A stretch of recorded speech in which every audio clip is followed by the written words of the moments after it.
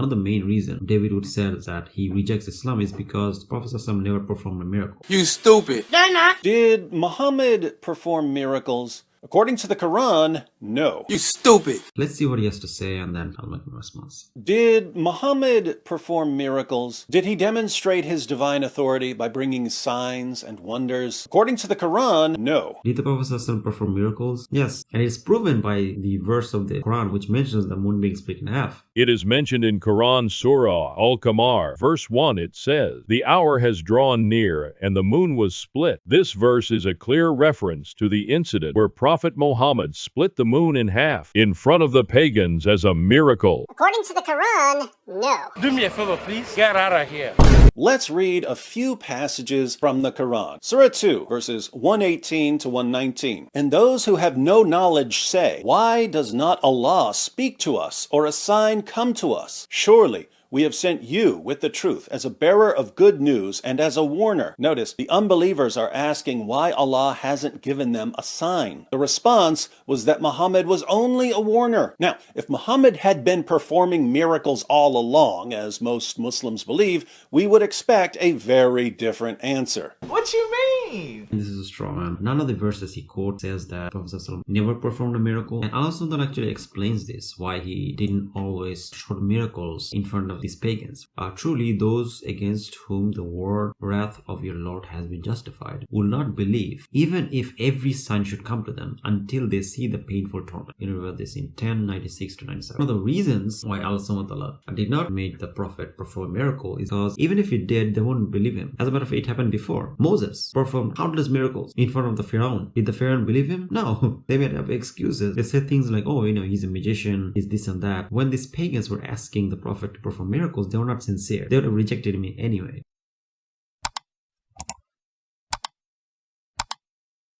This is the point in the discussion where our Muslim friends jump in with two Quran verses that supposedly claim Muhammad performed two miracles, his night journey and splitting the moon. We read about the night journey in Surah 17, verse 1. "Glory be to him who carried his servant by night from the holy mosque to the further mosque, the precincts of which we have blessed, that we might show him some of our signs.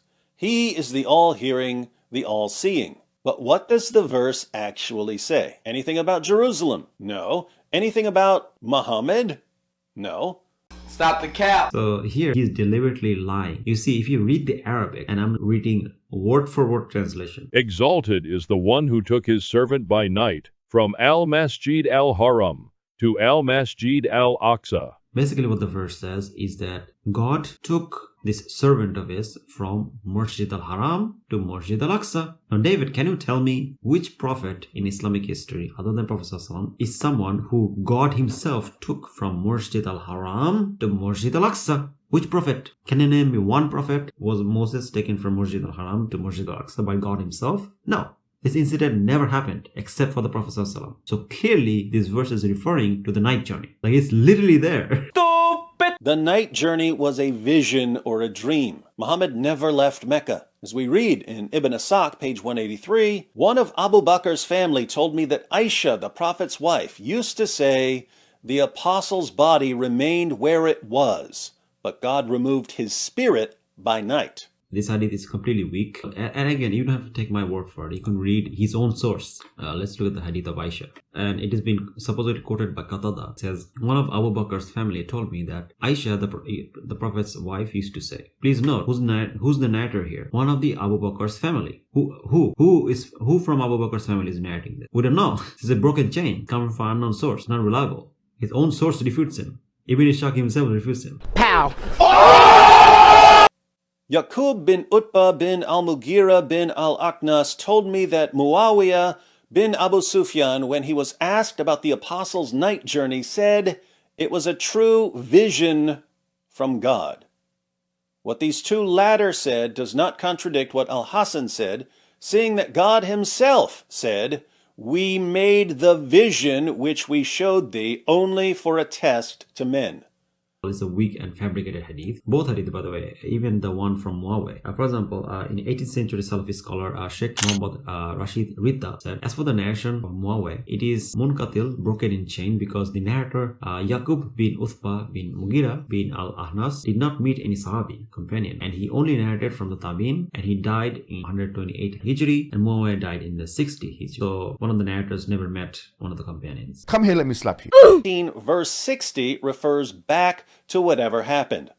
Allah declares, "And when we said to you, surely your Lord encompasses men, and we did not make the vision which we showed you but a trial for men and the cursed tree in the Quran as well, and we caused them to fear, but it only adds to their great inordinacy." If Surah 17 is about Muhammad's night journey, then what was the night journey? A vision. Again, this is a lie. Like, there is actually a commentary of Ibn Abbas in regards to this, and you can read about this in Bukhari, where Ibn Abbas said that regarding this statement, and we granted the vision, he quotes this verse of the Quran, which we made you see as an actual eyewitness, was only made as trial for the people.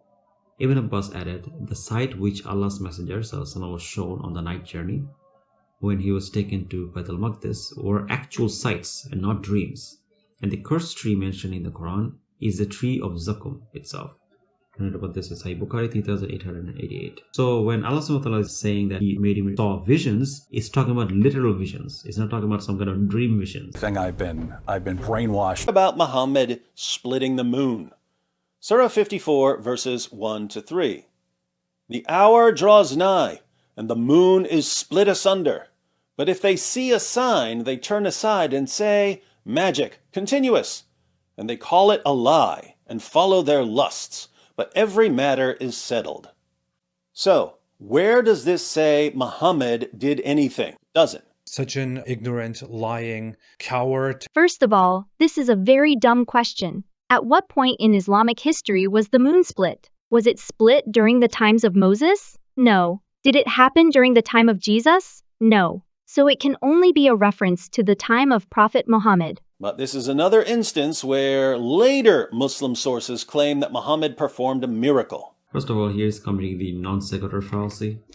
Just because something comes later doesn't mean it's not reliable. Like, for example, if tomorrow someone writes a history of World War II, doesn't mean it's automatically unreliable because he's writing it a few hundred years after the war happened. No, it depends on his writing. This has nothing to do with like the fact that he wrote it later. This is not how history works. Sure, when it comes to history, earlier writings are preferred, right? Because those are the main source of information. But that doesn't mean that just because a writing is early, therefore it's reliable. Same way, just because a writing comes later doesn't mean it's unreliable. It depends on the arguments that the historian is using. It depends on the method the historian is using.